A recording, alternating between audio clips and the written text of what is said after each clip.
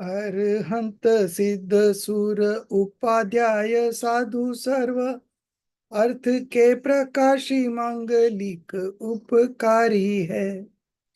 तीन को स्वरूप जानी रागते भई जो भक्ति काय को नमाए स्तुति को उच्चारी है।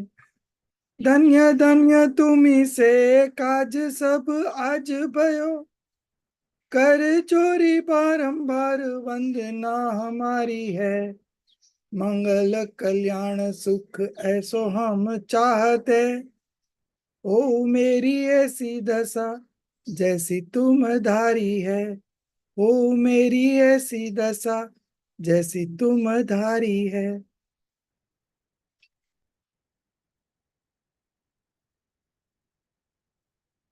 So we will have some revisions from last week's class on 7 fundamentals. And one topic that we discussed elaborately was about what is worth of knowing, what is worth of renouncing, and what is worth of taking refuge into or manifesting, right?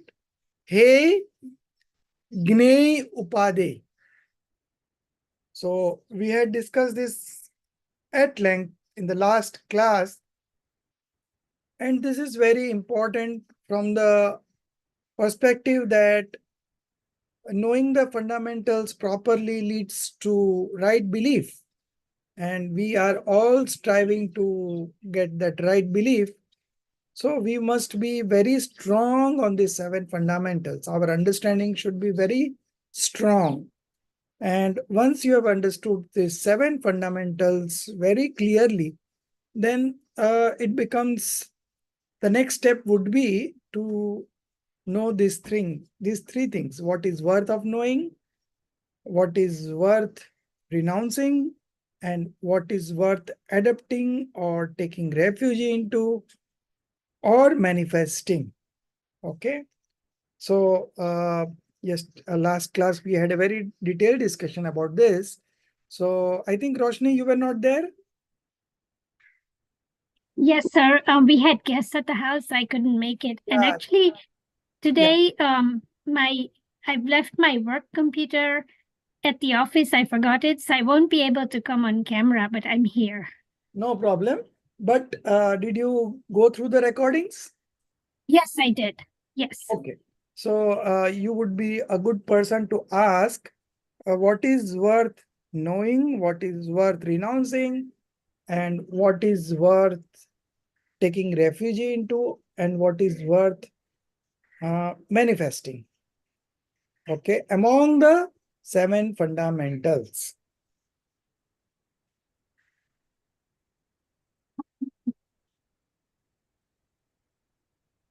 Why I'm asking you know, because this is a very important topic, and this is going to pave way for, self-realization. So this is very, very important topic. And that's why we have been doing this topic since last 2 classes. And still I'm not done with today also. I will be sharing some new thoughts on this. So this is very fundamental that before we proceed, we should know the basic ones. Yeah.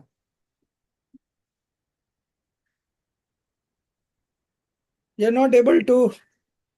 Oh, Yeah.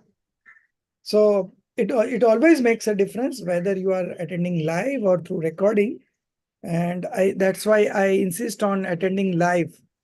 But people don't realize, and there are something coming up in here and there with everyone. It's happening everyone. So some are very genuine causes, and some are, I would say, procrastination. you know. So anyways, like you should share with your family that this is something very important to you. So you organize events at your home such a way that you don't miss out on class. Very simple. Because nobody is going to, you know, when we are in problem, nobody is going to come us and help us, It is our understanding only, our knowledge only, that is going to come to our rescue, and we will be happy in those situations also, So it's something very unique learning. Out of all the learnings that are there in this universe, this particular uh, knowledge, when there is an adverse situation in your life, and in that same situation, you are enjoying those moments instead of getting tension and depression and anxiety and whatnot, People by and large do suffer when there is a trigger in their life, something coming very adverse at times. So they get so much of distracted, and there is a loss of so many, you manifest so many kind of emotions, passions, and these are all a cause of great bondage. So our endeavor is to be happy in all situations. Of course, we are happy when the situations are favorable, but very few people are able to be happy and calm when there is an adverse situation. And that is what the whole Jinwani, the whole knowledge that we are acquiring is for. So now uh, if you put this in perspectives with other education and other knowledge that you have, where does it stand? So nobody would teach you this technique, and our acharyas and the Gandhars and the omniscient Tirthankar, they have, shared these thoughts with us so that we can also be happy, and we can also get into the path of liberation, and we can complete that path and achieve liberation once and for all. This universe, this sansar will go on just like this only. But we have to get over it, We have taken birth in so many different species, and we have taken birth in human form also many times, and we had family many times, and we had children many times, we were parents many times, we were ourselves children many times, we were brother and sisters to somebody. So we don't know where the connections are all coming from, but one thing is sure, that we never got this kind of education, where we can be at peace and calm and really enjoy those moments when there is an adverse situation. So this makes this kind of knowledge very unique, and this is something that you are going to uh, understand over a period of 5 years from different angles. Same thing from different angles, So who else would answer this question of what is worthy of knowing, what is worthy of renouncing completely, and what is worthy of taking refuge or manifesting? I want absolutely correct answer. Who will try? Madhuji, you try. You were there in the last class? Yes, Jayendra sir. Yes, I was there, but Hmm. I just followed about 40 minutes. Uh, Okay. I have to go through again, sir. Okay. So it is, Rajeshji, yeah, who would try? this is Roshni. I think I remembered. So we would take refuge in our soul. Hmm. Um, and and the manifestations. I know that there can be um should and should manifestations. Hmm. Um, and that I remember that part. Can you repeat your first question? You'd said, what are the 7 fundamentals, or? No, my question is, what is worthy of knowing, what is worthy of renouncing completely, what is worthy of taking refuge into or manifesting among the seven fundamentals. The renouncing, I don't remember. No problem. I know you were not in that class, so I don't. Can I try? Can I try? Yeah, who is? Yeah. This is Malti. Stoppage of bondage is worth partially manifesting. And dissociation of bondage. Stoppage of bondage, how it can be worth manifesting? Partially manifesting. Why? Why? This bondage, is because bondage means you are binding new karmas. तो आपका संसार तो बढ़ेगा ना? we are stopping the bondage, no? Yeah. Stopping the bondage. So Okay. that is worth partially manifest. That is what we want to do. Yes, yes. Right. So that is one. And that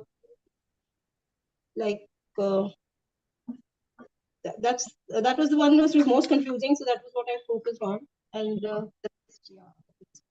so we'll go one by one. Jeev Tattva or the soul substance.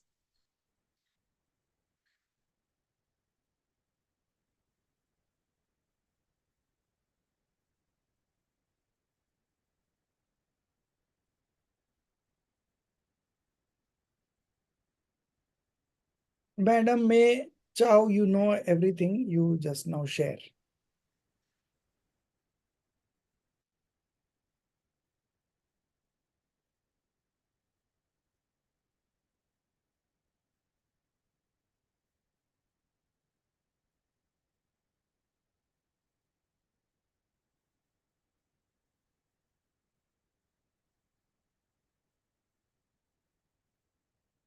So Shefali, you would try?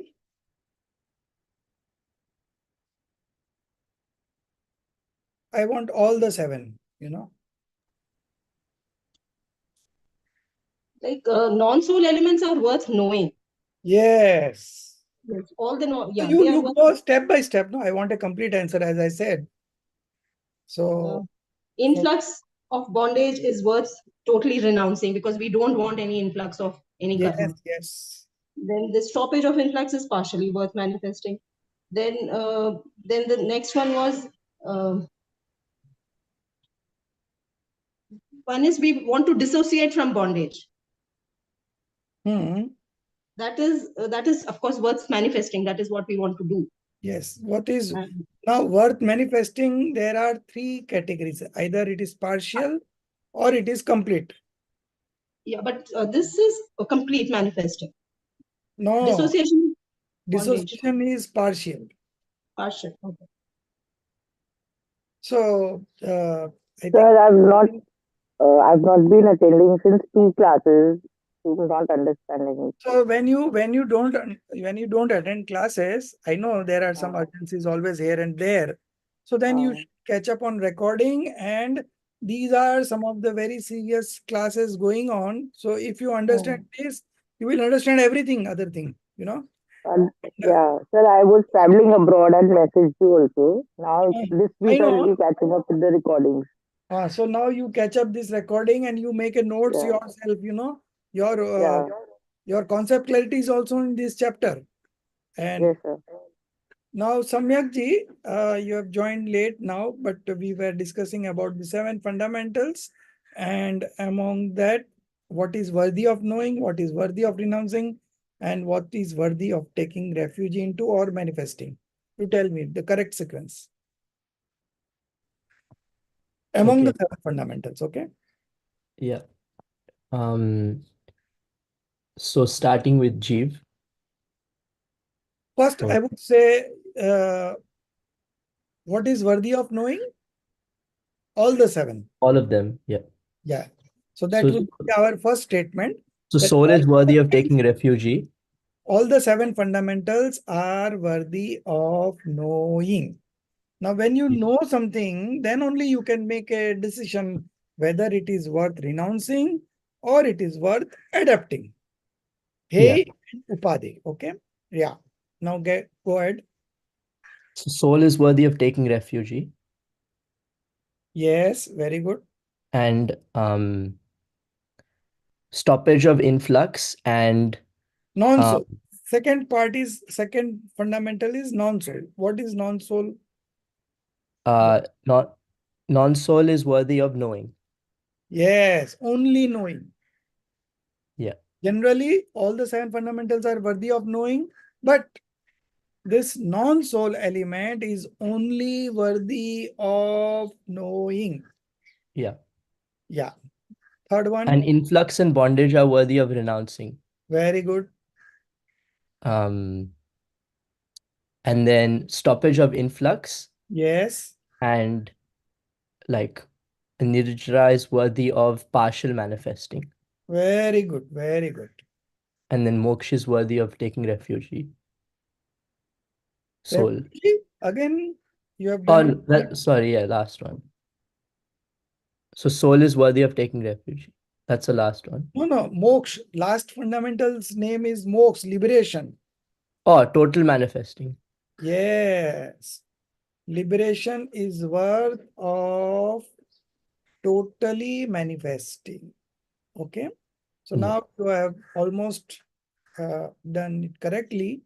So now everyone knows what Samyak told just now is all very correct, and I have done few corrections also in between. So now you know all 7 correctly. Jia, can you recall? Yes, sir. Yeah, repeat. A little bit of disturbance, but yeah, I'll say. Yeah, Uh, Soul is worth, all 7 are worthy of knowing. yeah, Soul is worthy of taking refuge in. very good. Non-soul is only worthy of knowing. Oh, very, Uh, then influx and um, ac- bondages are worthy of renouncing. very good. Then blockage and nirjara dissociation of influx is worthy of partial manifesting, and liberation is worthy of complete manifesting. Very good. Very good. Excellent. Now, Roshni ji, you are clear? Yes. Yes. Good. I know the Hindi names, but I wasn't recalling the English version. But Okay. yes. No problem. No problem. You can repeat now? Yes. Yeah. But the first one is, should I repeat? Should Yeah. I repeat? Okay. Yeah. The first one is Jeev, which is worthy of knowing and taking refuge in. The second is non-Jeev, and that one is only worthy of knowing. Then there's bondage and partial bondage. Those are worthy of renouncing. Then the third one is influx. Yes, influx. And then Bondage. bondage. Those are worthy of renouncing. Right. And then there's somewhere stoppage and Stoppage of partial influx. Stoppage of influx. stoppage of influx. And then partial Bondage. sorry, what was that? Dissociation of bondage. Nirjara. Dissociation of, yes, nirjara, dissociation Both of of these bondage. are, I both found of this on these the are, web for what was that dissociation. Check. both Yes. of these are Worthy of, they're worthy of partial manifestation. very good. And then moksha is worthy of full manifestation. Very good. Liberation is worthy of, Full manifestation. yes, complete. Yeah. So now you have done all correct. And I feel now that everyone knows about this correctly. And you should again listen to the last class and make it very clear, because these are going to be used every now and then. And if you don't have clarity on this, then I think we will get stuck up, So this is very clear. Now moving on to the question that I gave you as a homework. Now I would like an answer. What is soul substance and what is soul element? What is the difference between a soul substance and a soul element? Jeev Dravya and Jeev Tattva.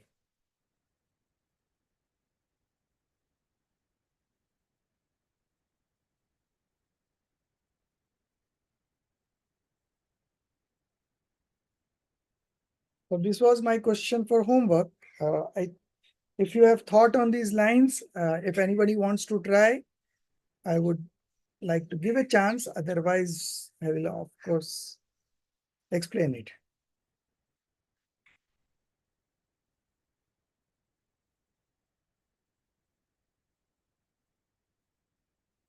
Nobody? Okay, no problem. So I think Ah, I'm not sure, but I I- think Jeev Tattva Can I- is so first, let Samyak give the answer, and then who else opted for? I think Jeev Tattva is relating to like each individual, like it's your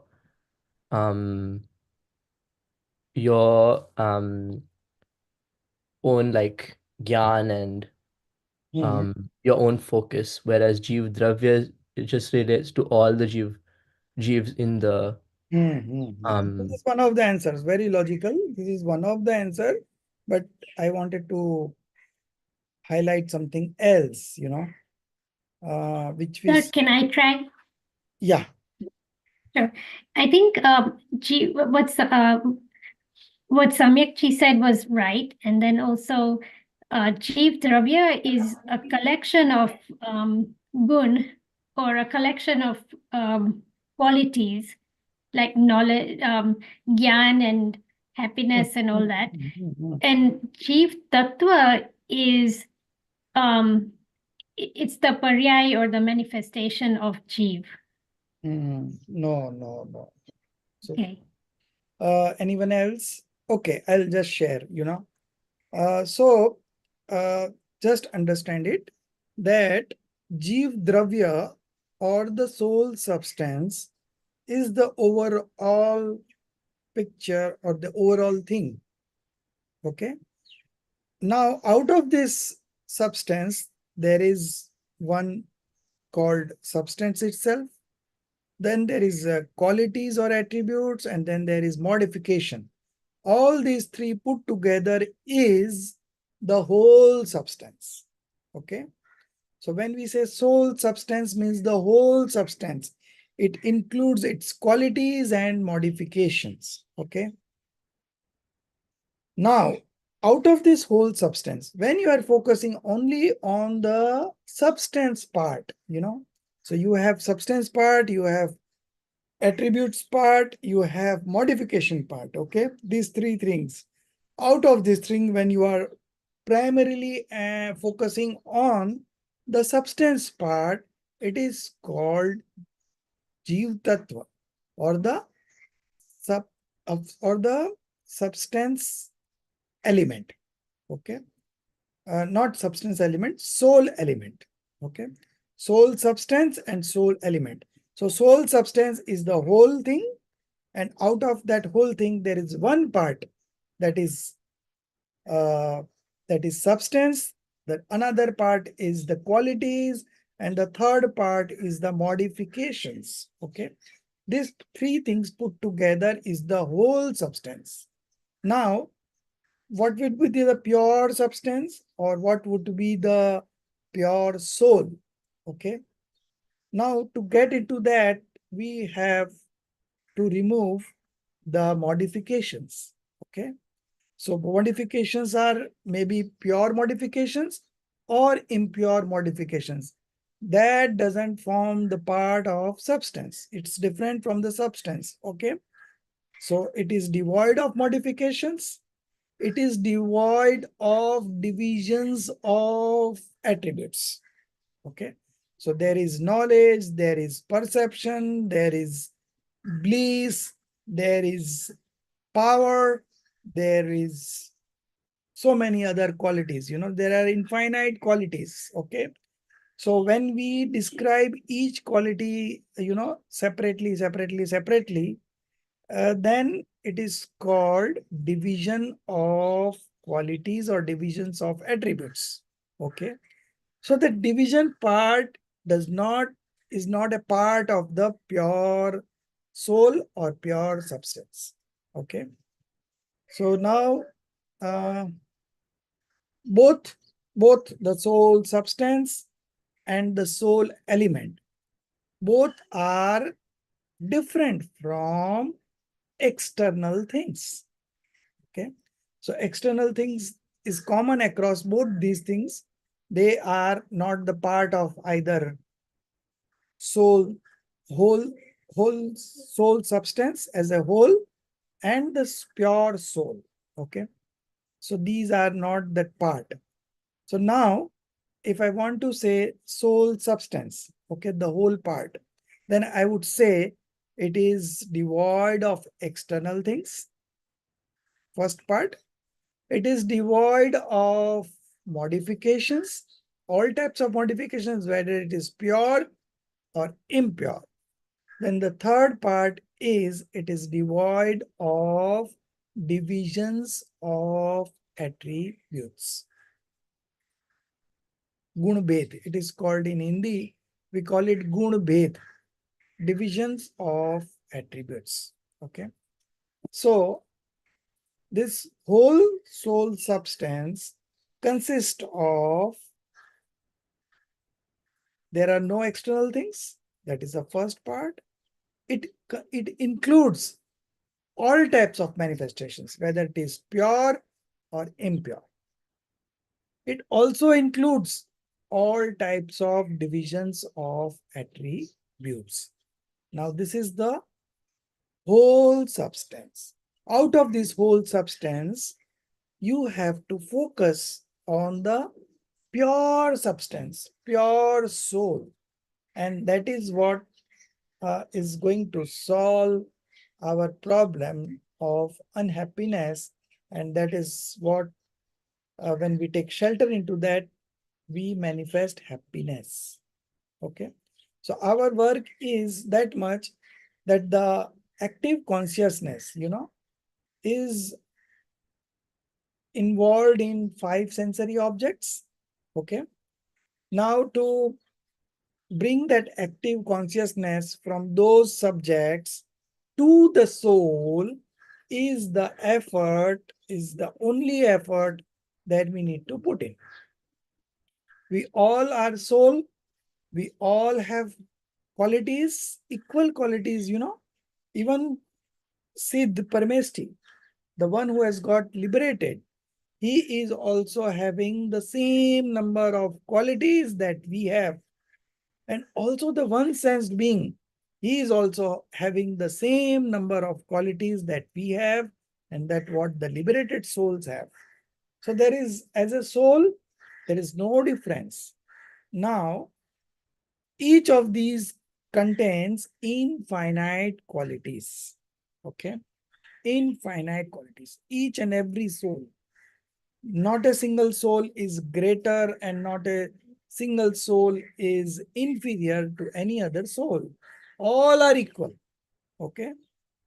Now, coming on to the second part, the attributes. Okay. So when we talk of soul substance as a whole, we talk of divisions of attributes. Like this is knowledge, this is perception, this is conduct, this is so forth. Okay. So there are 47 names of different qualities, the specific qualities are given in Samaisar Parisist. Okay. In Samaisar, at the end of that, Acharya Amrit Chandra Dev did some extra discussions apart from the after the completion of the 415 verses of Samaisar scripture. Okay. And there he gave the name of 47 attributes of the soul. How many are there? Infinite. Out of those infinite attributes, he discussed the functionability of only 47. those are also one-liner, right? Now, there are infinite attributes, but infinite cannot be explained by speech, So they gave us a sample of 47 only. Okay. And through this 47, you can understand what impact it is bringing to us, what is their function. And similarly, there are infinite qualities in you. And you are the holder of those infinite qualities. Okay. Now, the soul not being aware of this knowledge, this kind of knowledge, is begging, begging the five sensory objects that give me happiness, give me happiness, give me happiness. But there is no happiness in those objects. So how can they give happiness? We have been indulging in five sensory objects, from time immortal. And in this life also, you must have watched movies and good scenarios, and you must have listened to good music, you must have eaten good food, you must have uh, consumed uh, good smells. Nowadays there is a lot of people spending money on, what you call that. Mm, one is scent, and the other part now body, what is called body freshener or what. There is particular name to that, what is that name, Samyak? A deodorant? Dior. Yes. Dio. So that has become a very big industry now. Lot of companies are coming and manufacturing those things because the consumption has gone up. Everyone wants to be, good smelling. So that is also one of the sensory objects. And so we have, then there is a touch sense. Okay. So you want to have very soft kind of everything, touch and all. So these are the five sensory objects, and we believe that happiness comes from there. So we are indulging in this. But you could have experienced this, that even if you go to a particular famous place and you are there for their few days, and then you suddenly feel that now we should go home. If it's that much good, then why you are not staying there for long? Similarly, if you consider eating some good food, so uh, whatever is your choice, you consume those food, and again you are hungry, you want more food, So if that would have been a cause of happiness, then you must have satisfied. But why you are asking for again more and more? Why you are becoming hungry again? So that means there is no satisfaction in those objects. Similarly, you listen to a particular song once, twice, thrice, but at some point of time, you become obsessed. You said, I don't want it anymore. Okay. Similarly, there was one film I shared, Ek Cheez Milegi Wonderful. Has anybody seen that movie? It's a I proper, think I've seen it. Yeah, it's I a think I've proper seen it Bollywood before. kind of movie, You have seen that, Jia? I think I've seen it before. So in that movie, in the last half an hour, if you see, there is an example that one person is consuming rasgulla. So he consumed the first one, he was very happy. Then he consumed the second one, third one, fourth one. By the time he consumed the eighth one, he said, no, stop it. So if that rasgulla is bringing happiness to you, you should have consumed more. But no, so there is a limitation of these objects, sensory objects. At some point of time, you get bored. You don't want to have it more because it has got no happiness. So you are never satisfied, So the thing is that our quality of bliss our attribute of bliss is not present in any of the sensory objects. And if you observe and analyze, your most of the people means 99.99999% people spend their time in earning money and indulging in five sensory objects. Why people are so much focused on career, so much focused on package, because through money they can buy those five sensory objects, and they feel that they will become happy by consuming those sensory objects, but there is no happiness quality in them. Okay, so at the end of the day, everyone get frustrated and everyone get bored of consuming that material again and again. So that proves that there is no happiness in that. But when you transform your active consciousness from those five sensory objects to our own soul, and then you get the real happiness.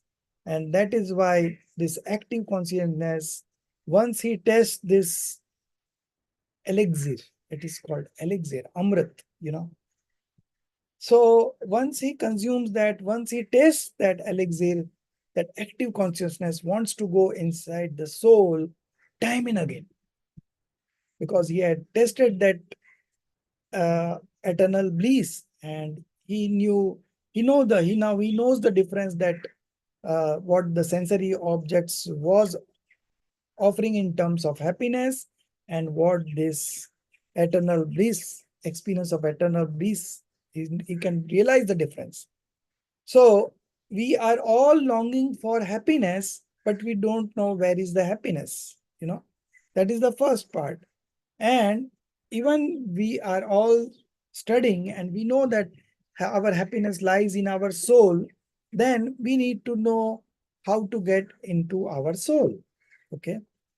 And this is where the knowledge of the seven fundamentals is very important for us to transform that our active consciousness from external objects to the soul. So that transformation is the only effort that is required, and that is the only function that a soul undergoes through, and that is the only way we can be happy. Okay. So anytime you want to be happy, you have to you have to transform, you have to shift your active consciousness from external objects to internal. Internal means your soul only. Okay. Internally, there are many things. There are karmas, very subtle things. There are passions, very subtle things. There is our body, physical body, which still we can see through our eyes. So it is not that much subtle, but it is still there. And the other possessions that we have all around us. So my home, my car, my business, my family, my children, my parents, my friends, whatnot.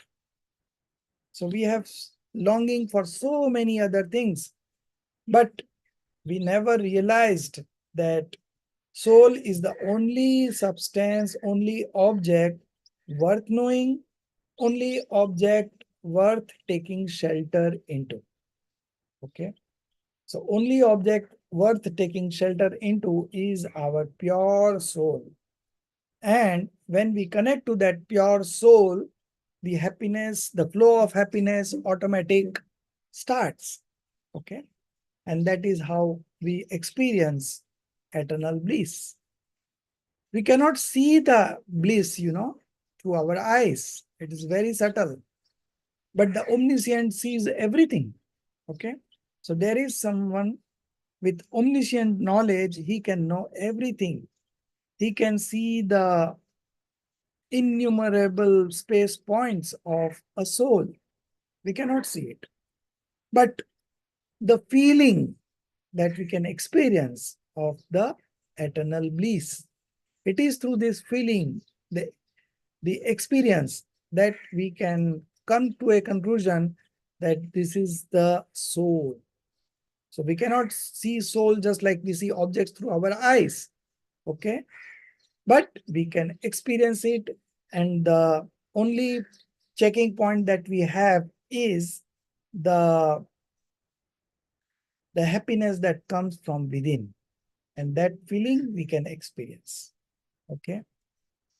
So through that feeling only we can make out the difference, that we have been consuming the 5 sensory objects, but we thought that we will be happy with these things, but we never got satisfied. Okay. Because there is no true happiness in that. But you may ask that we all enjoy consuming those 5 sensory objects, and that has been our trait from long time, not only this birth, but from previous birth also. We have this habit of being happy in enjoying the 5 sense objects. These are our, we can call it past inclinations. Okay. Past sanskar. And in this birth also, when we took a birth in this life, human life, we forgot everything, and we again started getting into the 5 sensory objects to satisfy our quest for happiness. But there is no happiness in those objects, so we never got satisfied. We want more and more. At certain level of money is enough for you for this life, but still we keep on earning and earning and earning and earning. There is no limit. And we spend quality time after that, 12 hours, 14 hours, 16 hours. With the advent of mobile phone, there is a moving office everywhere you go, your office is there with you, with this mobile phone. Even at 9 o'clock in the night also, when you are at home with your family, there a call will come from one of your subordinates or assistants, that sir, this and this then thing happened. And at that point of time, you have to take a call, decision. So that's why he called up you at 9 in the evening. And still you have to get involved in that. You have to think what would be a good judgment. And then accordingly, you instruct your employee or the subordinate that you do this and that. And you cannot say that, don't disturb me, I am in my family time. Never. Because otherwise, you will incur very big loss. So you cannot miss out on that call. So our business, we go to office only for 8 hours, but our business is going on 24 hours. Even when you get up in the midst of night, your sleep, even at 3 o'clock, if you get up, something will come haunting you, that thought that how will I do this? How will I make payment to my vendors tomorrow? I don't have money. All those thoughts comes automatically. So we have habit of indulging in 5 sensory objects, and we have a belief that this 5 sensory object will give us happiness. And to get those 5 sensory objects, we keep on earning and earning and earning, and there is no end to it. But our life in this life is limited.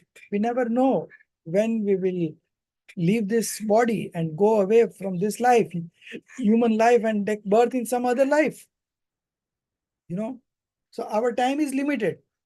And in that limited time, we need to know our soul. We need to know the 7 fundamentals. We need to have a correct knowledge of these 7 fundamentals. And through that, we will achieve self-realization.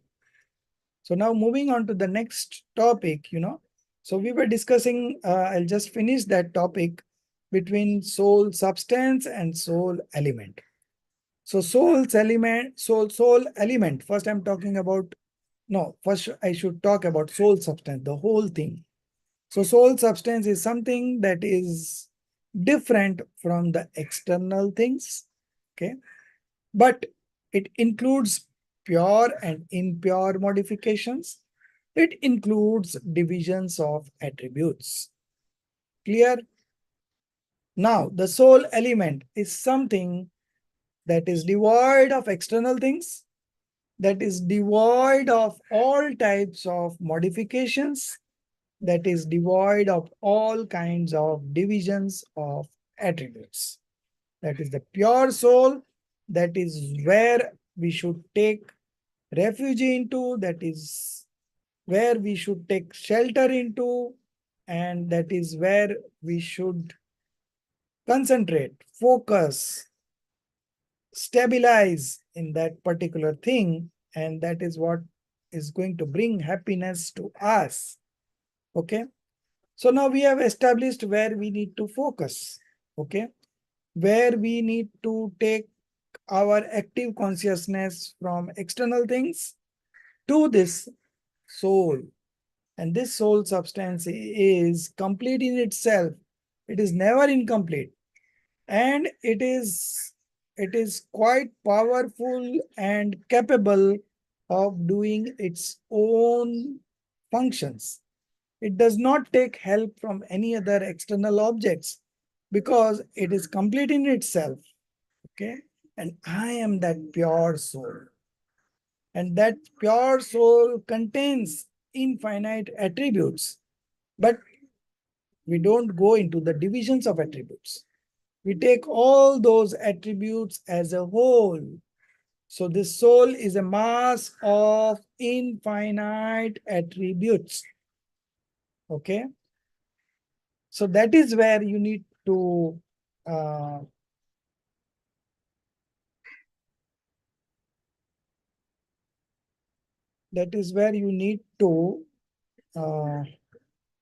make your correct identity, that I am that soul substance. I am that soul substance where there is no modifications. I am devoid of modifications. Leave alone impure modification, but even pure modification is also not worth taking refuge into, taking shelter into, because those are of duration of one moment, one samay. The next moment there is a new modification. The next moment there is a new modification. So this modification continues to evolve and extinct, continues to evolve and get destroyed, and this flow keeps on going on. Okay. And then there are different divisions of attributes, there are a lot of attributes in us, and those, if you discuss even 47 of those, it's a big discussions. And when you consider the functions of each, it's all different. No two attributes have the same kind of function. If it is the same kind of functions, then it should not be two different attributes. Okay. So each attributes perform its own function. It is not dependent on any other attributes. It performs its function independently, and every moment there is a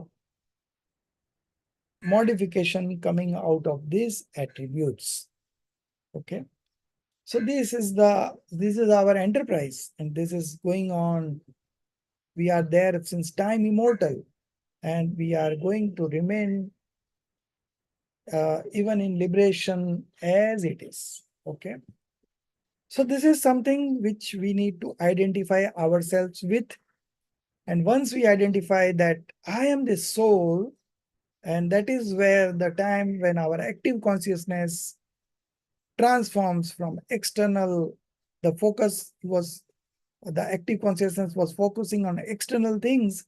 And now with this time and again, with that hammering of the infinite attributes that we have, we feel I am the supreme thing on this earth. For me, I am the supreme thing on this earth. Even the gods, the Tirthankars, the Panch Parmeshtis are all outside. They are not my soul. They are not myself. Okay. Those are different from my soul.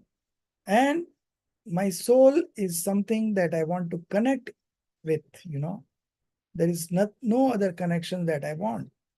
I have as a association my body, I have as association my possessions, I have as an association my sentiments, the good sentiments, auspicious sentiments, and the inauspicious sentiments, and the different kinds of passions.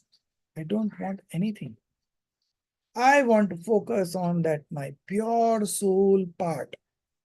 So the whole soul substance has three parts majorly: the soul part, pure soul part, the attributes part, and the modification part.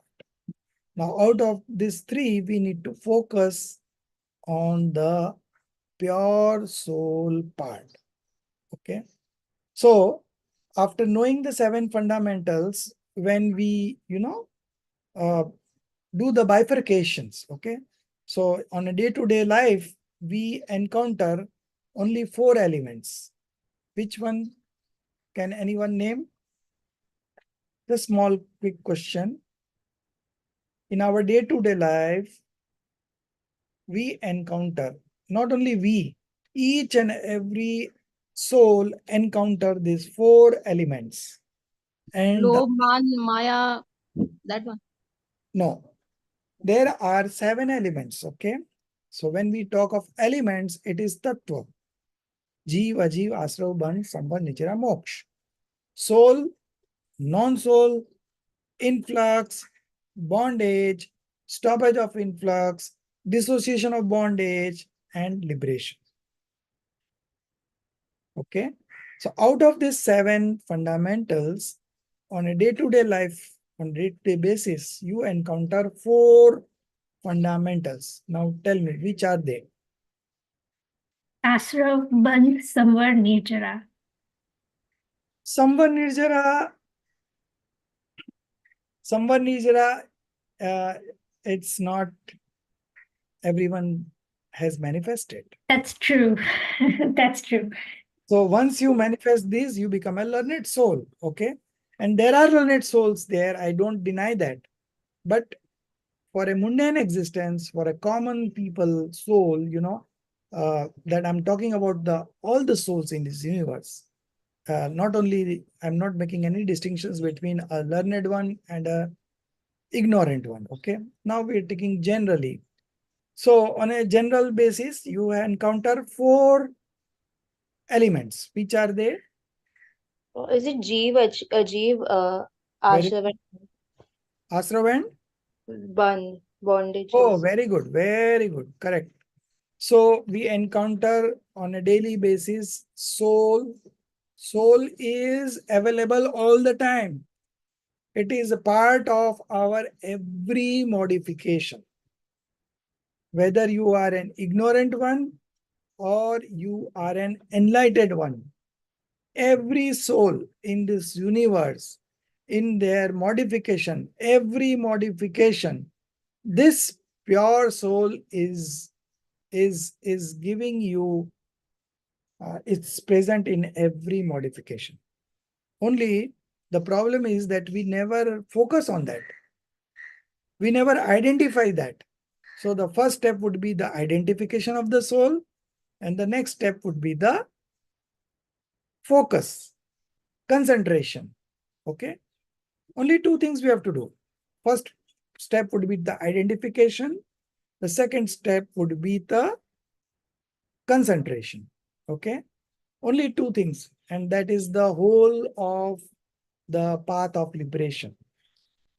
You first identify and take shelter into, and then you just concentrate on that.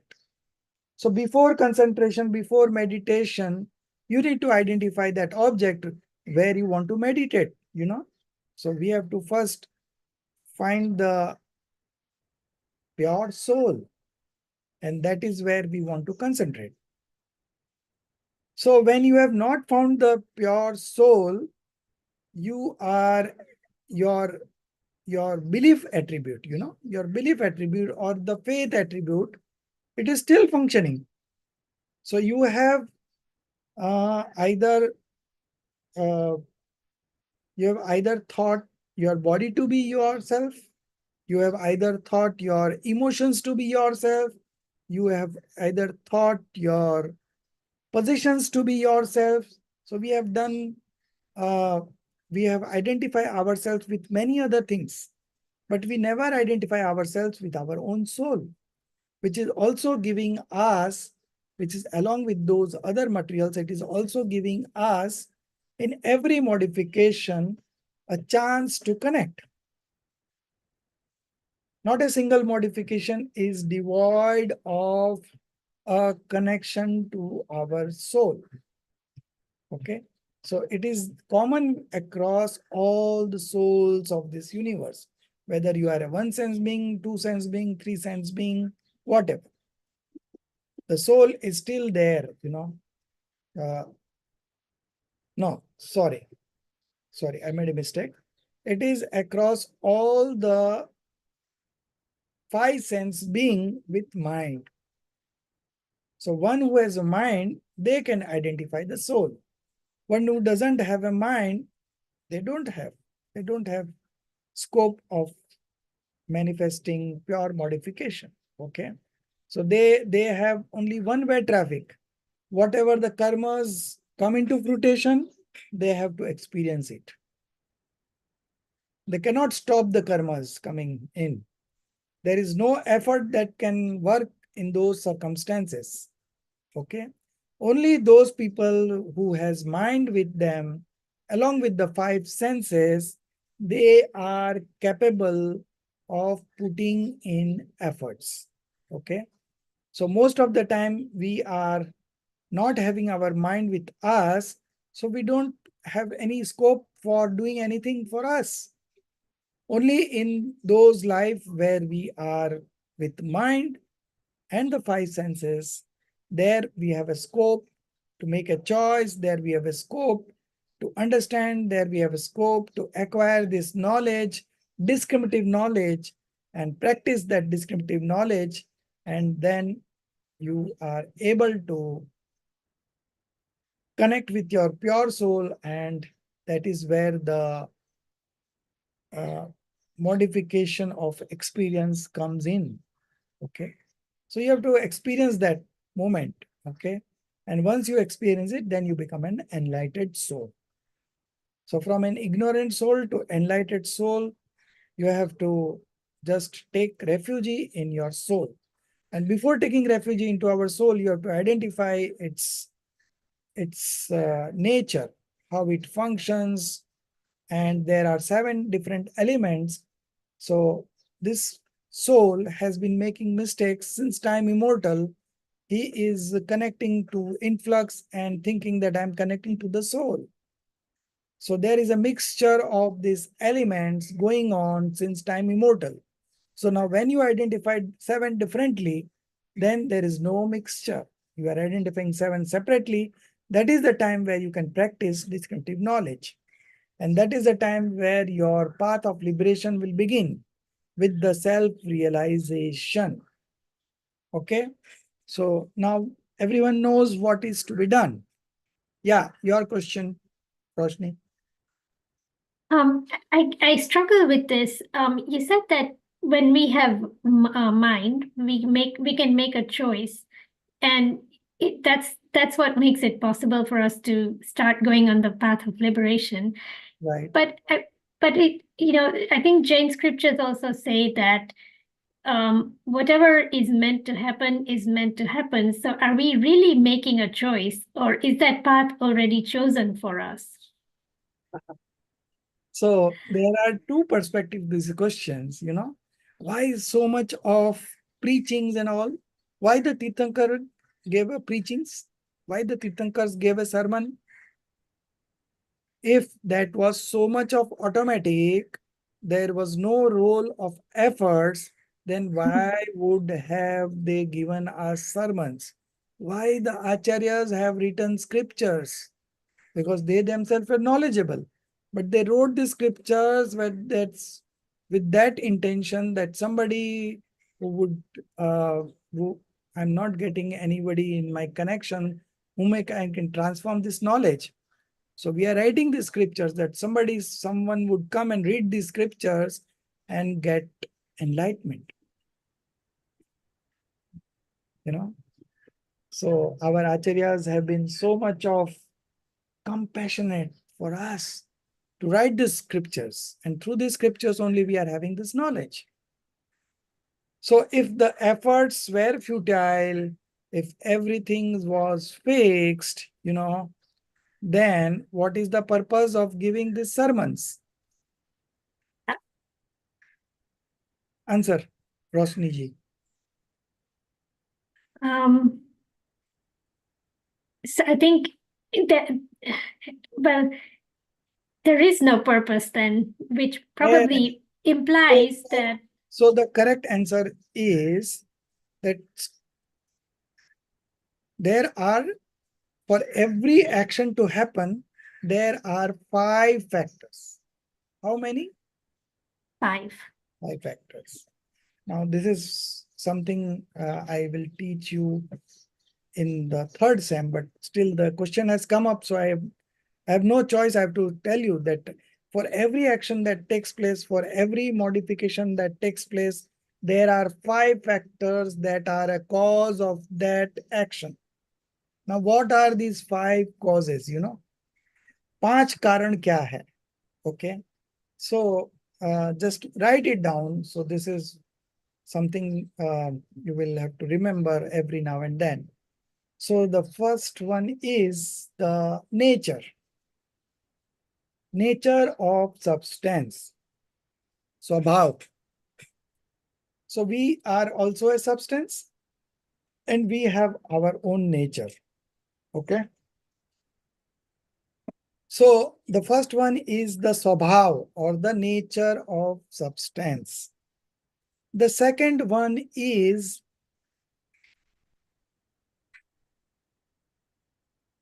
bhavitavyata or honhar, destiny. Okay. The third one is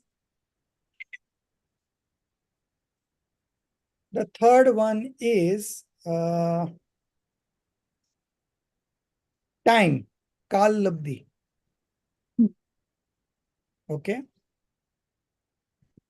The fourth one is effort. The fifth one is the instrumental cause. Who will repeat these 5 names? Nature of substance, destiny, time, effort, instrumental cause. Very good. Nature of substance, destiny is bhavitavya or honhar. Same meaning. Bhavitavya in Hindi, honhar is also Hindi. Okay. Nature of substance is what? Swabhav. The third one is time, kal labdhi. कौन से समय पर क्या होगा, right? That is also one of the factor. Then the fourth one is the effort, purusharth.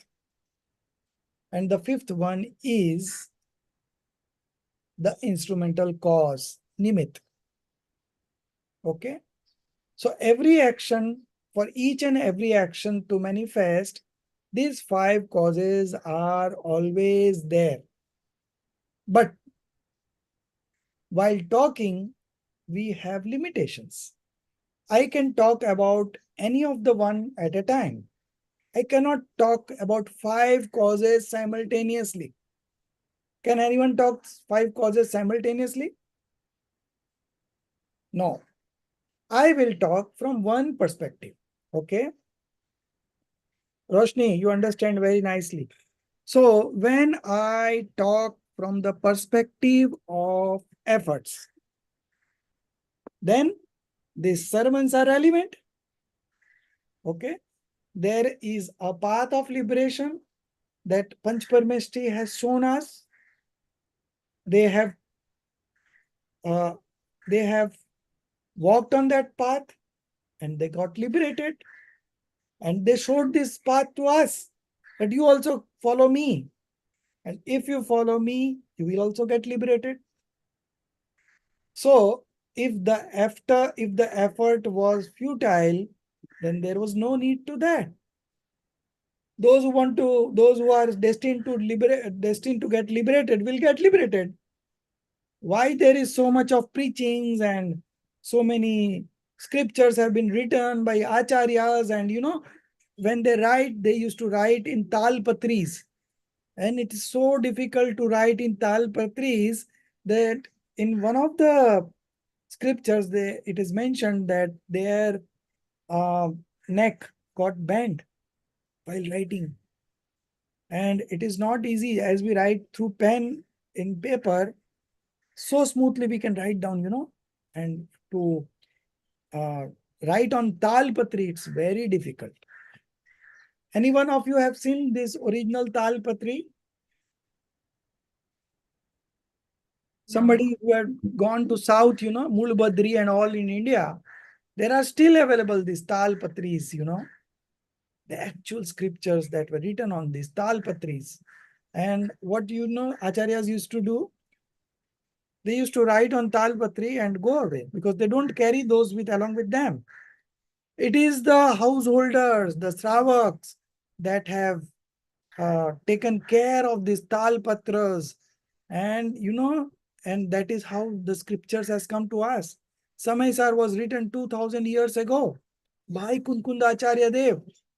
There are 415 words in that, and we have got all the 415 words, number wise, sequence wise, everything. Now, can you imagine how lucky we are that we are reading that scripture which was written 2000 years ago by Acharya Kunkund Dev? Same thing. So the path of liberation is same for all. The time may change, the generations may change, the habits may change, the technology may change, the associations may change, but the path remains the same. That you have to transform your active consciousness, which is engaged in external objects, to transform it and get it into our soul, inside, internally, our soul, and that is how the path of liberation begins. It is the same. Path of liberation is same for all the three times. Past also it was same, present also it is the same, and in future it will also be the same. There is no other way you can get into the path of liberation. And you have access to this path of liberation. So there is one factor, one of the factors is effort. Okay. So when I'm talking from the perspective of effort, I will say do this, do that, do this, do that, do this, do that. But when I am talking from the perspective of destiny, then this is what you said just now, Roshni, that whatever has to happen will happen. So this is from which perspective I'm talking? Destiny. And when we talk from that perspective, those people who are going to get liberated, they will put in the right efforts at the right time. They will get access to this kind of knowledge. And they will not get only access, they will put their efforts into it. So it is not only those things are fixed, the efforts are also prefixed. Okay. So it is not dependent on one factor. When we talk from time, time factor. Okay. So when we talk of from time factor, we say that when you are putting in efforts, when you are putting in the right efforts, still the things are not manifesting, and you go to the acharyas and they will tell you that have patience. Your time will come and then that thing will happen. Acharya Dev, I'm putting in so much of efforts.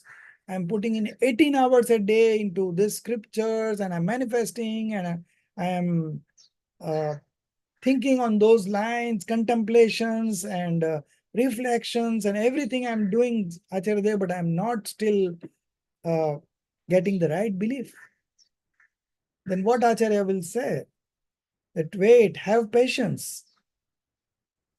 You will manifest right belief when you will attend the right time, when you will attend the right destiny. Okay. So this is also one of the factors. So you have put in efforts, you have your nature is always present there. It is never absent, The nature of substance is always there in that substance itself. So we have to take shelter in that nature. Okay. And when we take shelter in that nature, all the other factors are also present at that moment. Even the nimit, the external instrumental cause, those are also present. So when the action takes place, this instrumental cause automatically comes in. So we don't have to look for instrumental cause. Okay. But we know that if I want to become a doctor, I have to get into a medical college. If I have to become a software engineer, I have to get into an engineering college. Okay. So this instrumental cause tells us that if you want to get into the path of liberation, you have to get in touch with true God, true scriptures, and true monks. So the instrumental cause is not directly connected with the manifestation of the work being done, but it is always present there as an instrumental cause. Without its presence, without the presence of any of the 5 factors, things will not manifest. Action will not take place. Very sure. So whenever an action takes place, there are 5 causes. Okay. But as I said, there is limitations of my talk. So I will talk from one perspective only. So I have spoken from perspective of the efforts. I have spoken from the perspective of time. I have spoken from the perspective of destiny. Now, instrumental cause, there is no things in this universe as an instrumental cause. It is when the action takes place, we give आरोप. आरोप को क्या बोलते हैं? हम आरोप देते हैं कि ये निमित्त है. So Blame. Huh? Blame the person. Blame. No, not blame. A good word for arop, We attribute it to something. That is what I mean to say, but there is a good word in English. I forgot. Let me see if I have it here. So when there is an action that takes place, there is something that we relate to as an instrumental cause. Okay. So it is always present. Okay. So now tell me, out of these 5 factors, okay. So I never spoke from the perspective of nimit. So nimit means instrumental cause. Why don't we speak from the we do speak in scriptures. There are statements from the perspective of instrumental cause. I'll give you an example that if you manifest right belief, then we will say that your association with true gods, true scriptures, and true monks got you the right belief. Okay. So this is a statement from the perspective of instrumental cause. You get into Parmagam honors course and you will become a learned soul. So this Parmagam honors course is an instrumental cause if you manifest the right belief. So when there is an action, we give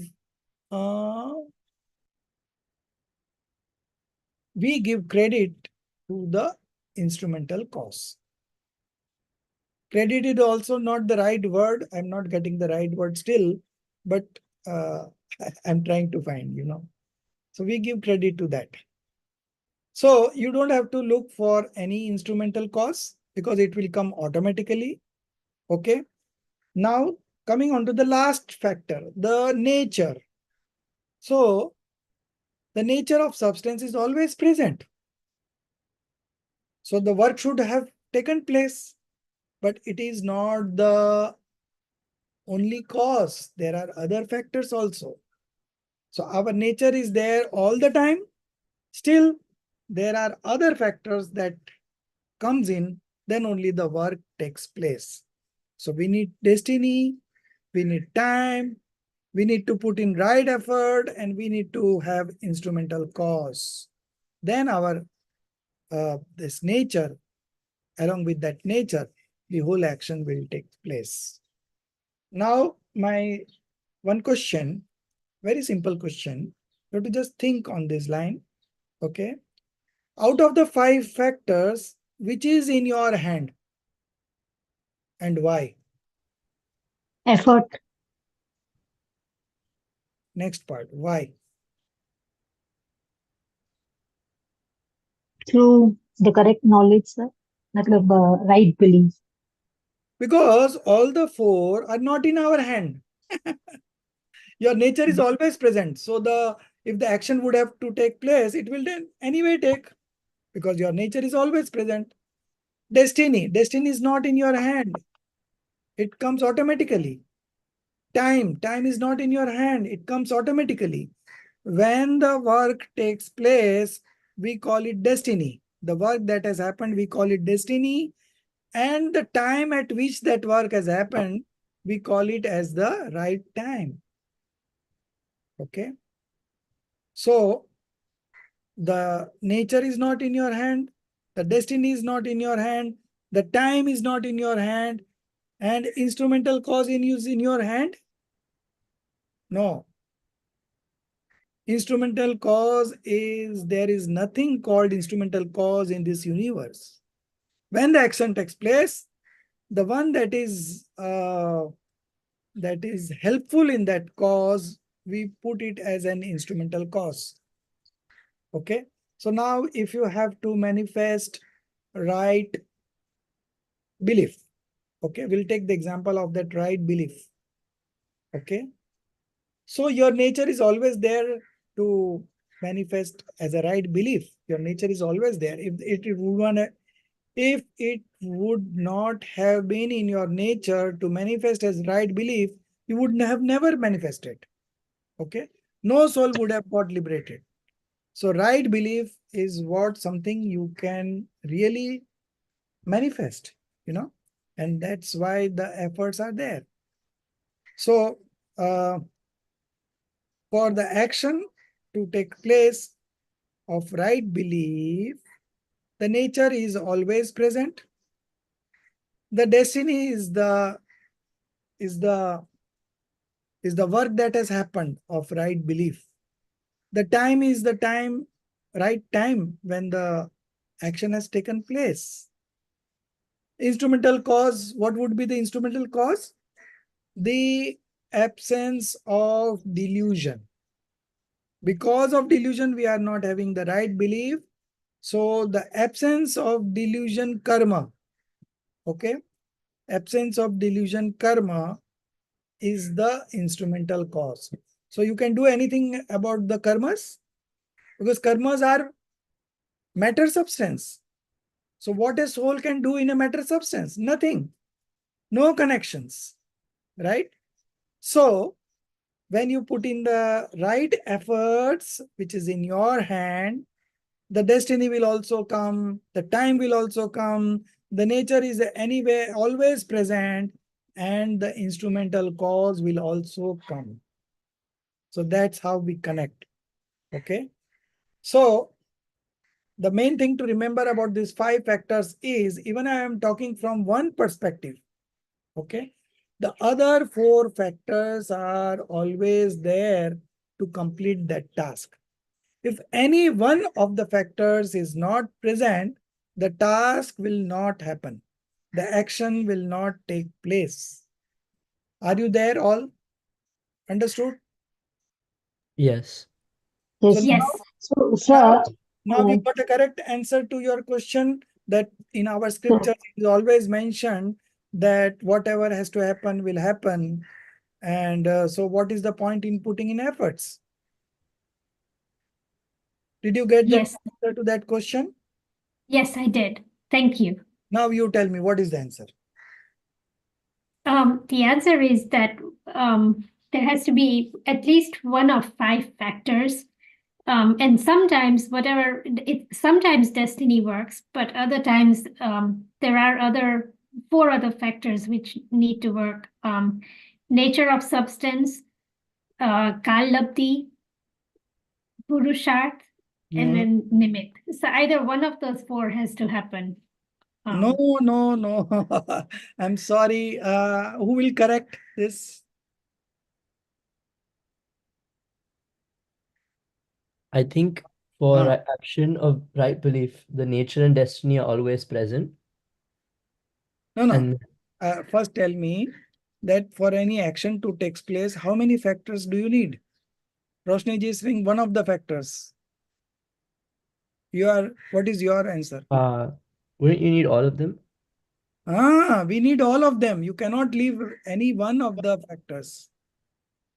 We need all the 5 together to get the action to take place. Even if the one of the factors is absent, the action will not take place. Okay. So we need all the 5 factors. But what I said is that I can talk of one factor at a time. I cannot talk all the 5 at a time. So there is a limitations in regard to speech. But there is no limitation in regard to the action to take place. There should be 5 factors. Now, out of these 5 factors, the efforts is in our hand. All other 4 things are not in our hand. So how much percentage would you give to efforts? Samyak.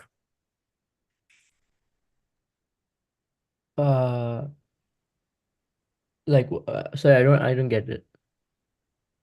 For an action to take place, you need to have 5 factors. Okay.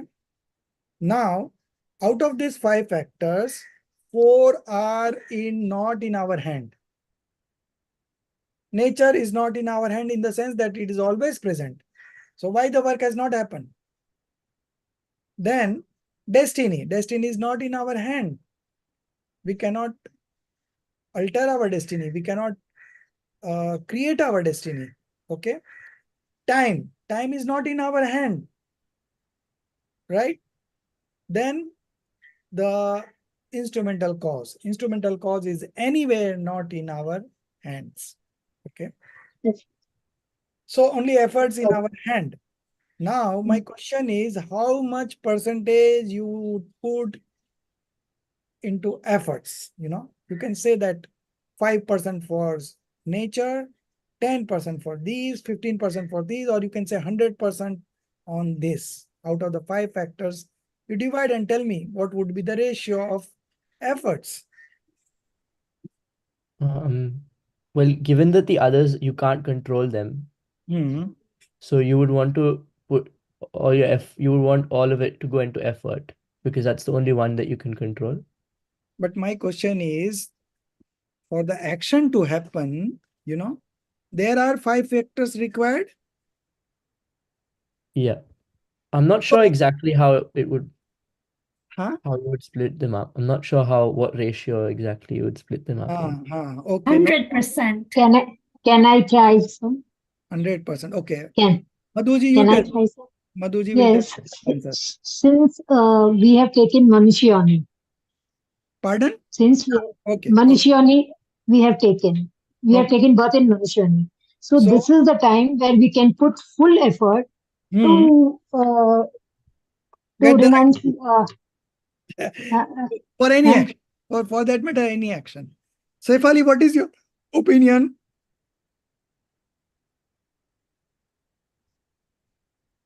Malti ji, what is your opinion? This is the $1 million question जिसकी वजह से ये course join किया है. this question ki destiny hai ya hum पुरुषार्थ करते हैं? Ah, very good, very good. So, So we can give at least 50% to. okay, okay, very good. I have listened to all the answers, but the correct answer is 20%, 20%, 20%, 20%, 20% each. Okay. You cannot say that I'll give 50% to efforts and rest all the four put together 50. No, Okay. it is 20% and 20% only. Now, what happens, by and large, people put in more percentage either into destiny, either into time, either into efforts, or either into instrumental cause, and either into nature. And that's where they go wrong. They don't get the correct picture. And so that correct action does not take place. So this is also one of the very basic fundamentals that we need to understand. We are going to have a topic about the causes. One is the Nimit Upadan, that we have a separate book also, and that is a chapter in Tattva Gyan also, that we will be anyway studying in the next semester only. Okay. Second semester, that is after July. And then we have a separate book on Nimit Upadan.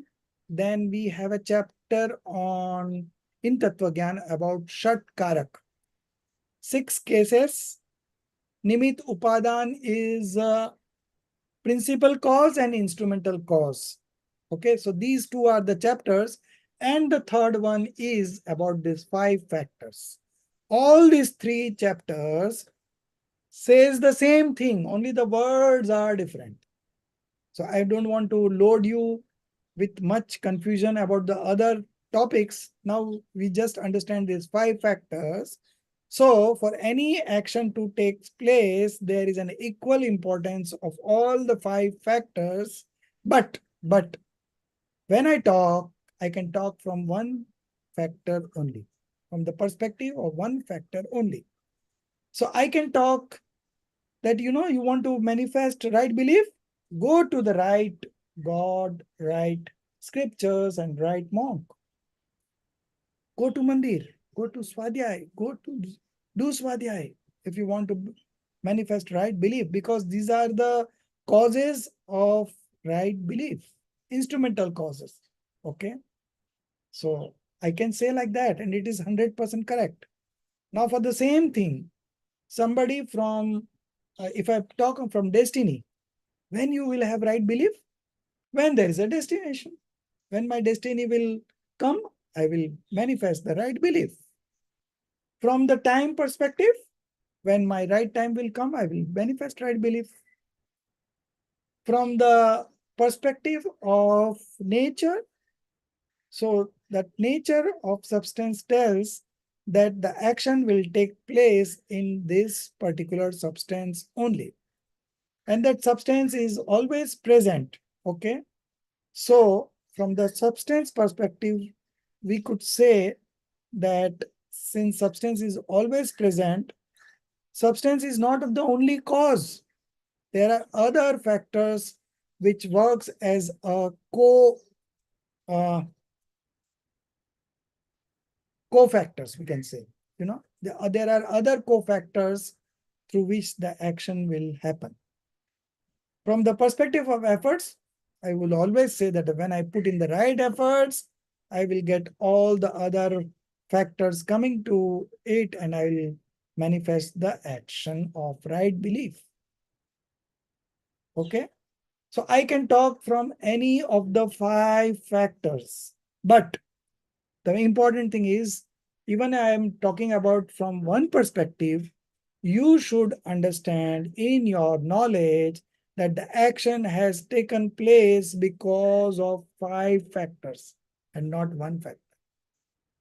And each is worth 20%. It is not that I'm talking from efforts, so efforts is 100%. No, not that. So this is the correct understanding that you have to develop. So at the back of the mind, you should have understanding. I may talk from perspective of destiny. So you should not have a problem, because the efforts is also inbuilt, and the instrumental cause is also inbuilt, and the nature of substance is inbuilt, and the time is also inbuilt. जब होना होगा तब होगा. When it has to happen, it will happen. I can say like that. But there are other factors. Okay?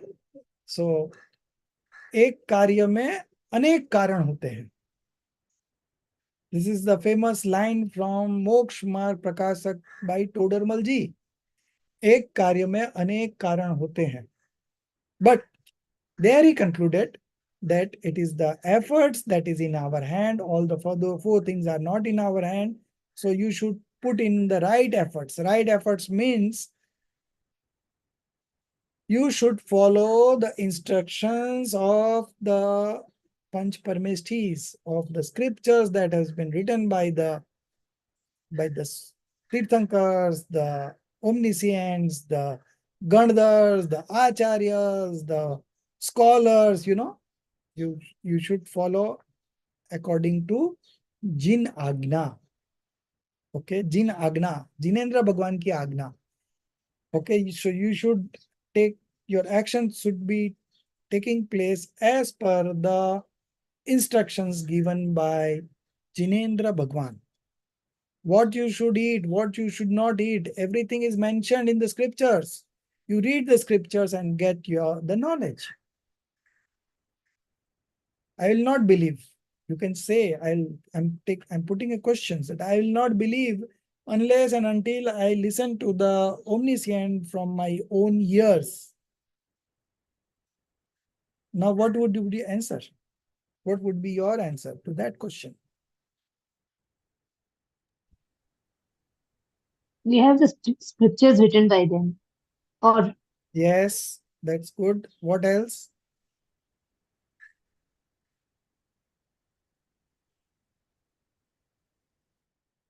Now, if you say कि Meru Parvat is of so much size, then I would say, have you seen it? So you would say, no, I have not seen it. So how are you telling like that? Because it is there in the scriptures. So there are some things in the scriptures through which we get the knowledge. Scriptural knowledge. It is called the scriptural knowledge. Okay. So we have sensory knowledge, we have scriptural knowledge. So this is from scriptural knowledge. Okay. So that is one part. But there are certain things which you can prove yourself. Okay. So that you prove it. And all other things, you leave it to the omniscient or the scriptures. It is mentioned in the scriptures, so we know it.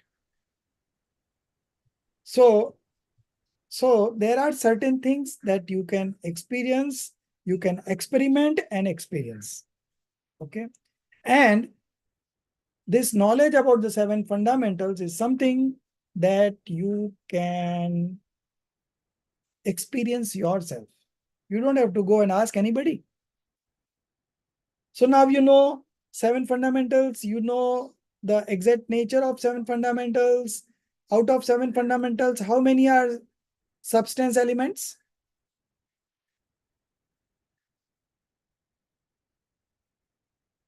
How many are modification elements?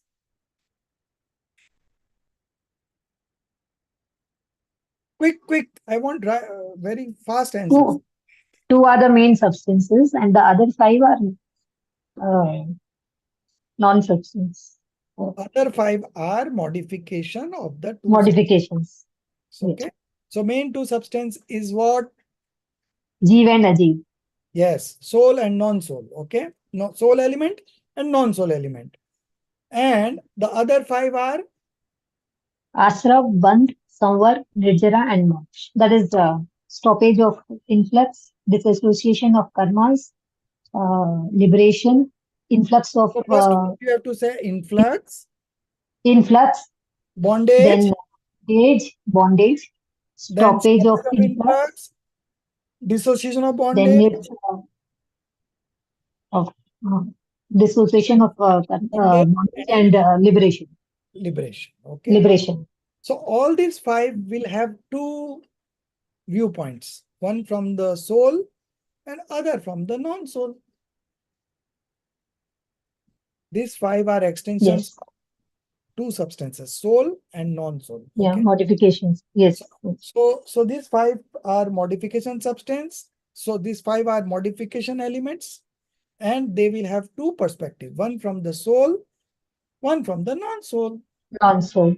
So the one which is from the soul is called psychic influx, psychic bondage, psychic stoppage, psychic dissociation of bondage, and psychic liberation. And the one from the non-soul elements or the non-soul substance would be material influx, material bondage, material stoppage of influx, material dissociation of bondage, and material liberation. Clear? You know the definitions of each? You know, no definitions? Yeah, ask Roshni ji. I was not clear on one thing. So when we talk about partial release from bondage, and is that the same as fruition of karma? So once a karma becomes mature, that is also one part. So this partial dissociation of partial bondage, okay, nirjara, it is called nirjara. So these nirjara are of 4 types, okay. Avipak nirjara, savipak nirjara. So this dissociation is happening normally with the fruition of karma coming in, and you are experiencing that fruition, and the karma goes off. It has given its fruit and now it will get detached. Okay, so that is normal, that is happening across all the souls, okay, all the living beings. Old karmas are coming into fruition, it is giving its fruits and it is going away.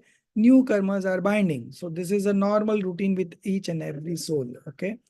Now my question is that this is the one type of nirjara.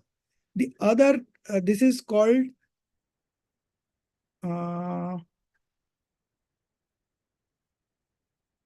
savipak nirjara. Sa means with, sahit. Sa means sahit. Vipak means fruition. Okay. So this is the normal happening with all the souls. Now there is something called avipak. A means nahi. Okay. Without fruition. And that is where only the enlightened souls are eligible. ज्ञानी कोई होती है सविपाक अविपाक निर्जरा. क्या होता है उसमें कि कर्म उदय में आए बगैर ही खिर जाते हैं. So these karmas don't come into fruition at all, and they get offloaded through the power of manifesting of our pure sentiments, through the power of meditation. Okay, so we have bound many karmas through our many lives, you know, and but when we get into the path of liberation and when we meditate, we offload all those binded karmas which are there with us in wholesale manner, huge quantity. So there is an exponential growth, you know.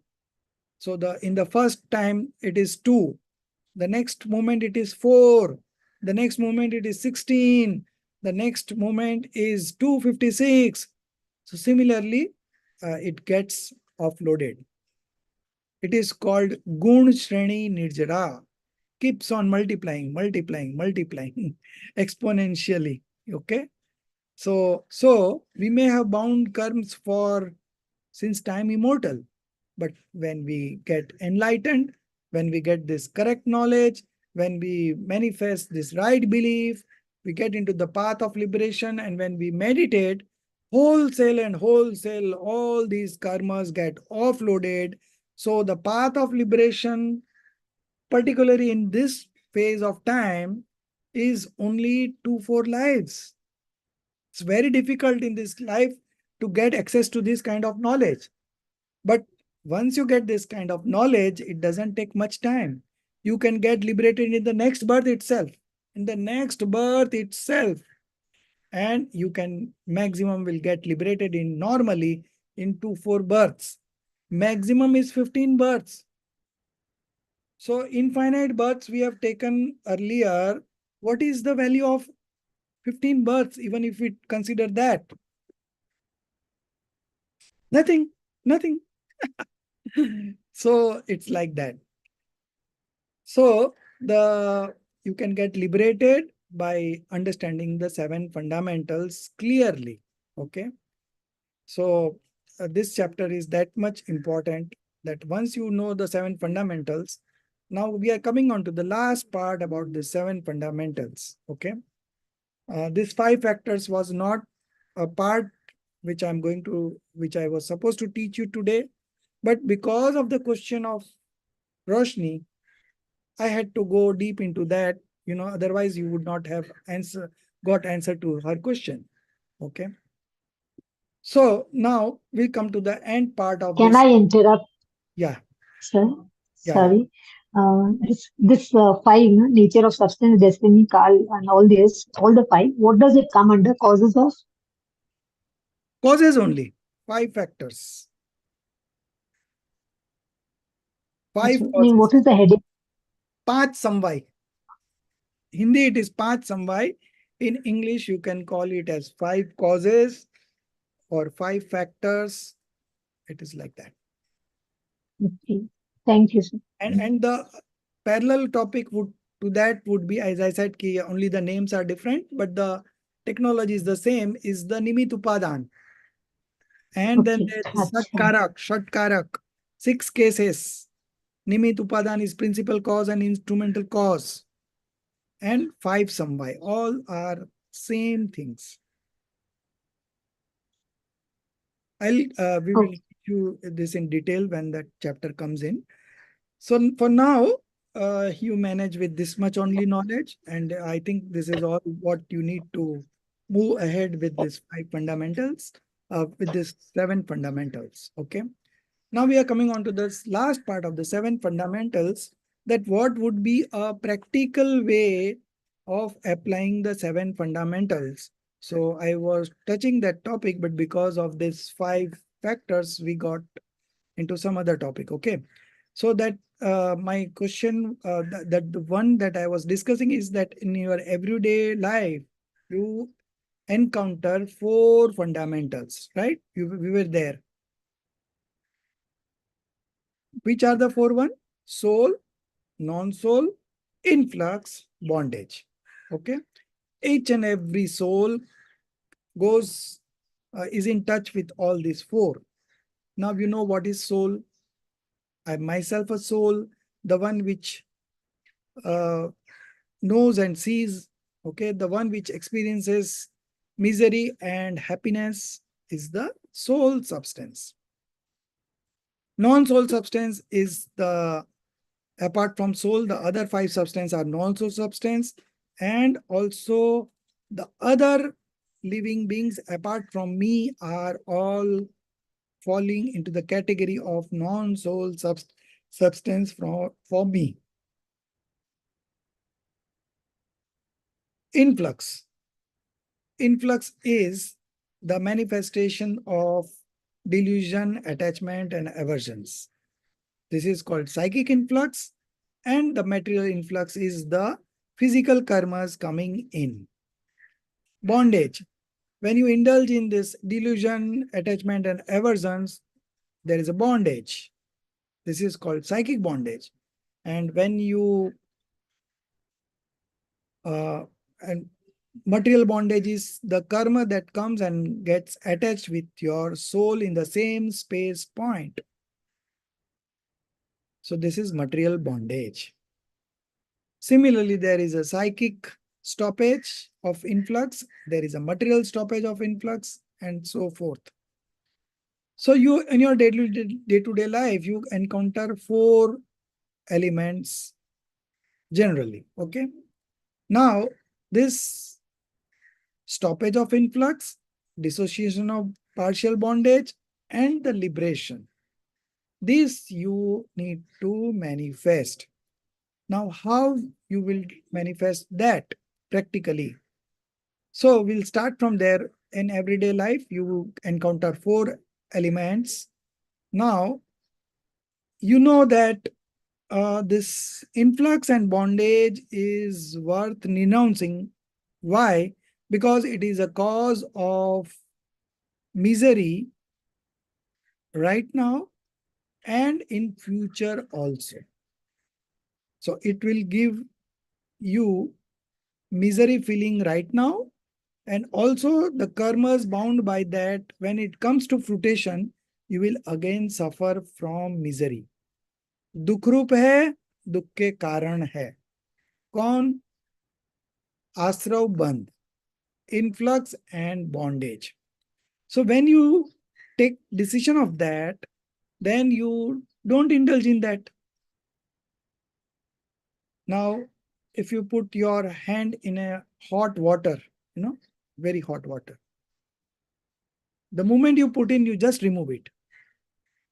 Okay. And you also warn others that don't put hand in this water. It is very hot. You will burn your finger. So similarly, when you know that this will cause me anxiety, cause me worries, cause me misery, you don't indulge in those factors, those elements, influx and bondage. Okay. So our active consciousness, when it will engage in influx and bondage, because of the decision that we have taken that this is worth renouncing, this is not worth indulging in. So this active consciousness will come back from that. Because these elements themselves tells us that don't come to me. We will inflict pain on you. We will inflict misery on you. We will manifest misery on you. We will manifest passions, toxic emotions, all these things. So now you have taken a decision. So the moment your active consciousness will go there, you will try, you will not indulge in that, because this will cause and inflict pain on us. So you will remove your active consciousness from there. Now, when you remove from there, it has to take shelter somewhere or the other. Okay. It has to get connected to somewhere. So where you will connect, because Ajiv also connecting to non-soul element also is not going to serve our purpose of being happy. Okay. Because non-soul elements are only worth knowing. It is not worth taking shelter into. It is not worth doing aversion to that. So no attachment and no aversions to non-soul elements. Okay. It is only worth of knowing. Only worth of knowing means you manifest passionlessness. When you don't react, when you don't do attachment or aversion feeling, it is only the passionless feeling. वितरागता की सिद्धि होती है अजीब से भी. Now, coming on to the soul. एकमात्र, only one that is worth taking shelter into. Only one element that is worth taking refuge into is our own soul. So this active consciousness will not get indulged in influx, will not indulge in bondage, will not indulge in non-soul elements. So it has only one way to go, and that is your own soul. And the moment it goes into your soul, the active consciousness, the moment it takes refuge into our soul, summer starts. Stoppage of influx begins. Purity begins. Okay. And gradually with the frequency of practicing this discriminative knowledge, okay, this soul, this active consciousness will time and again try to go to the soul substance. Why? Why to the soul elements? Because he experienced happiness in that. He had earlier experienced 5 sensory objects, which we feel that we are being happy with that, but that was not the real happiness. There was an factor of anxiety along with that happiness. So you were not able to enjoy those, although you feel that this is very good, I enjoyed it, I had a blast and everything, but in reality it was coming with anxiety. If it was not with anxiety, then you would have kept on consuming that object. But you stop at some place, you stop at some time. Why? Because it is coming with anxiety. And that anxiety is not something that you want to experience. Okay? So it is not the real happiness. It is only it is only a shadow of happiness. It is not the real happiness. Okay? So this is the practical way how our active consciousness will come to our soul. And the moment it comes to our soul, the account of stoppage of influx opens up, and gradually the account of dissociation of partial bondage also opens up. Okay, so the purity begins by taking shelter into the soul. The stoppage of influx begins, and with practice, the stoppage of influx leads to nirjara, that is partial shedding of bondage or the partial dissociation of bondage. Okay, so that is nirjara.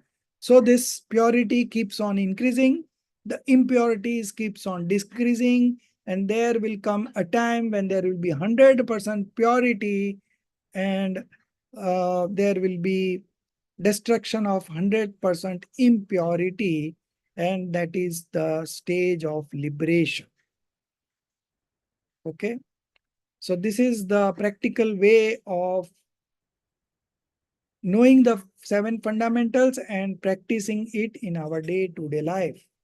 Now, you will come across a feeling of Shubha.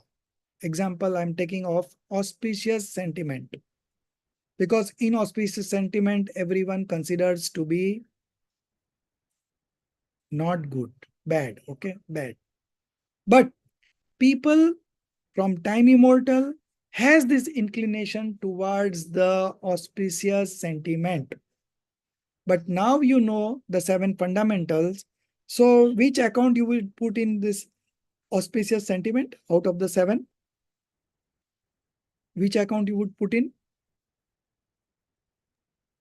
Bondage. Yes. Apart from that, influx. Influx. Influx and bondage, both. Okay. So punya and pap are divisions of influx and bondage. Okay. Punya is auspicious sentiments or auspicious karma, and inauspicious sentiment or inauspicious karma. Punya, pap. Pap is also sin. You can call it as sin. Okay.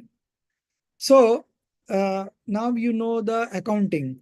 So when you put it into influx and bondage, you will definitely indulge. You will definitely not indulge in that. Okay. So your active consciousness will bounce back from there. And again, it will not indulge in non-soul elements also, because that is also not going to bring them happiness. So it will come to the soul, which is always ready to accept you and adapt you, And the moment it comes to the soul, the manifestation of self-realization happens. It is the time when you realize your soul It is the time when you experience your soul अनुभूति, स्वानुभूति होती है, you know. उपयोग जो बाहर में था, 5 इंद्रियों के विषय में था, वो उपयोग अंतर्मुख हुआ, और अंतर्मुख होकर के वो आत्मसन्मुख हुआ, और आत्मसन्मुख होने पर अनुभूति हो गई, experience, self-realization. Okay? And in that moment, there is no subdivisions or further divisions. There is only experience, nothing else. अनुभूति के समय में कुछ भी feeling नहीं है, only the soul's feeling, the eternal bliss. Only checking point is the eternal bliss. And once you experience this, your active consciousness will try to go there time and again. But because of the weakness in our efforts, in the lower stages, like the 4th stage, and the 5th stage, the frequency of practicing descriptive knowledge is less. But as you go up the stages of spiritual development, the practice becomes frequent. Okay? You are frequently experiencing yourself. So for a monk who is in the 6th and 7th stage, every 48 minutes they should experience their soul. Otherwise, their stage will come down. For a householder in the 5th stage of spiritual development, he should experience himself every 15 days. Otherwise, he will also fall. And for a householder who is in the 4th stage, okay, who has not got partial renouncement also, abhirati, 4th stage, okay. So he has to experience the self every 6 months. If he doesn't experience it in 6 months, he will also come into delusion, the 1st stage, okay.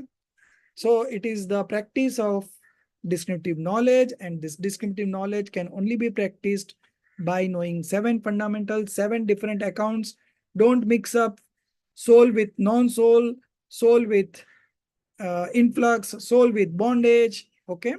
And this is the chapter that we are going to study next week in Vitrag Vigyan 2, okay. I'm just sharing the names. I'm giving the topics just now only to the people who are pending. Okay, you can note down, but they are not. I don't think any one of those are there right now. But anyway, I will tell I'll just go through it once, and I will also put it in writing also.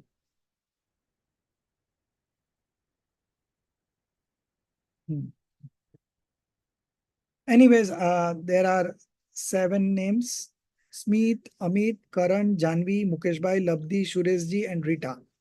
Out of this, 1, 2, 3, 4, 5, 6, 7, 8. Out of these 8 people, Sureshji is in UK, so anyway, he doesn't get a chance to attend live, but he always catches up on recording. All others, I don't know, they will continue or not continue, I don't know.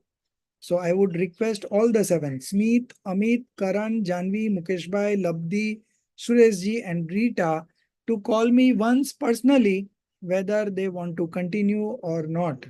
This is not something that I need to push you to get into. It is your own benefit. Even if you don't attend, our group will complete 5 years, you will be left over, and I don't know when you will get another opportunity to connect to this kind of knowledge. So it will be your loss. I've been trying to get you into the course because you only yourself have registered into this. It was your initiative, and we are just facilitating that much only we can help.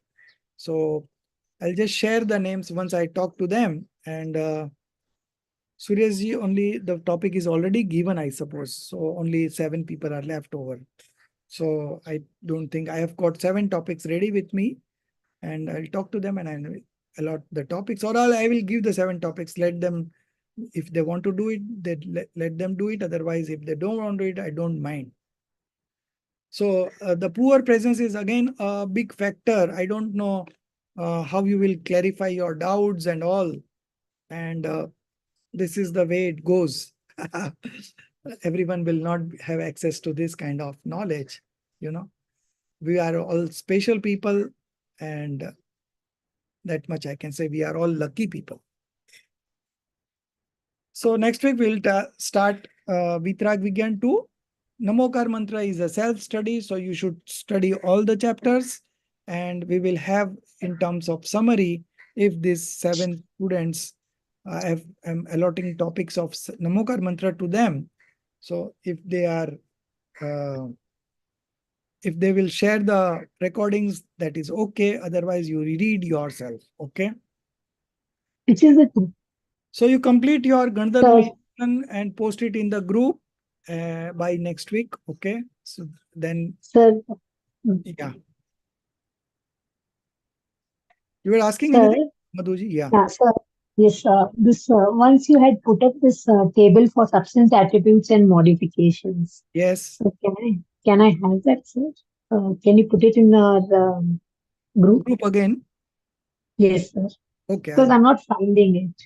Okay. And one more thing, sir. Since you had given me to prepare substance attributes and modifications for GM, I prepared the note.